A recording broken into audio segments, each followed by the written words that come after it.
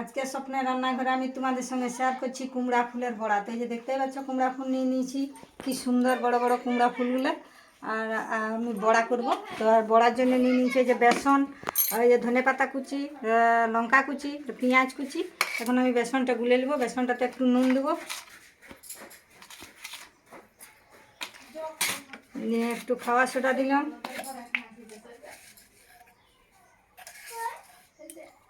খাওয়া সোডা দিয়ে দিয়েছি। তাতে আমি দিয়ে দেবো যে এখন পেঁয়াজ কুচি, লঙ্কা কুচি, ধনেপাতা কুচি,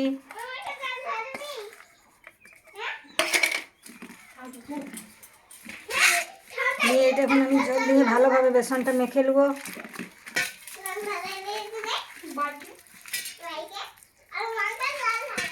খুব পাতলা করা যাবে না, একটু শক্ত শক্ত করে গুলতে হবে।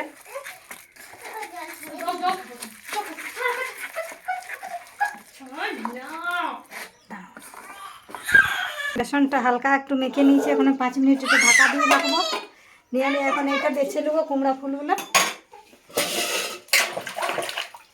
কুমড়া ফুলগুলো এভাবে বাছতে হবে। কুমড়া ফুলের যে পাঁপড়িগুলো আছে সেইগুলো ফেলে দিতে হবে,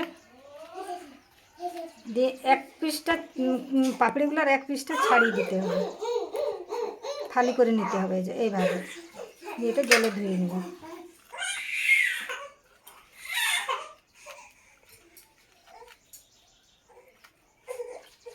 এইভাবে খালি করে নিতে হবে, এইভাবে।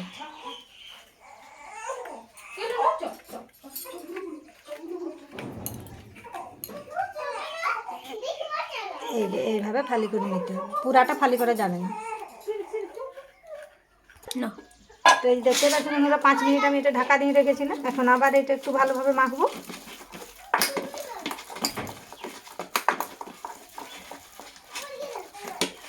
এটা আমার মাখানো হয়ে গেছে। এখন আমি এই যে গ্যাসে কড়াই বসাবো।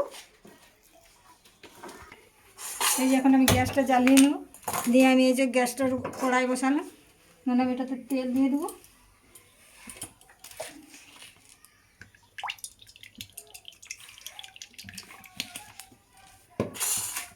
দেখতে পাচ্ছ বন্ধুরা, ফুলগুলো আমি এইভাবে ছিঁড়ে নিয়েছি। এখন আমি এটার ভিতরে বেসনটা দিয়ে দেবো এইভাবে।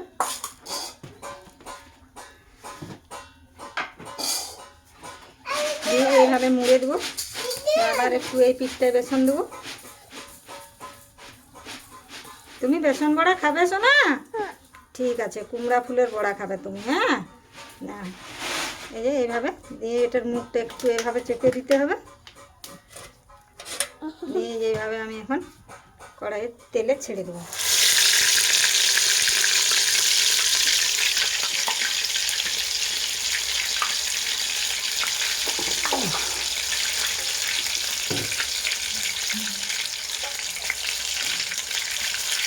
এইভাবে নিতে হবে, গ্যাস ছেড়ে দিতে হবে। গ্যাসটা একটু কমিয়ে নেব।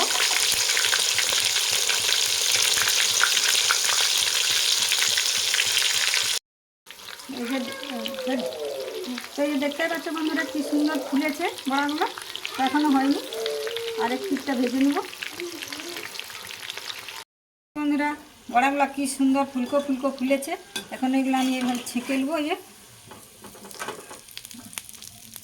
দেখতে পাচ্ছ বন্ধুরা, কুমড়া ফুলের পকোড়া কি সুন্দর ঘরোয়া পদ্ধতিতে। তো চাইলে তোমরাও এভাবে করে খাবে। আর আমার যদি এই পকোড়াটা ভালো লেগে থাকে তাহলে একটা লাইক, একটা সাবস্ক্রাইব করে দেবে।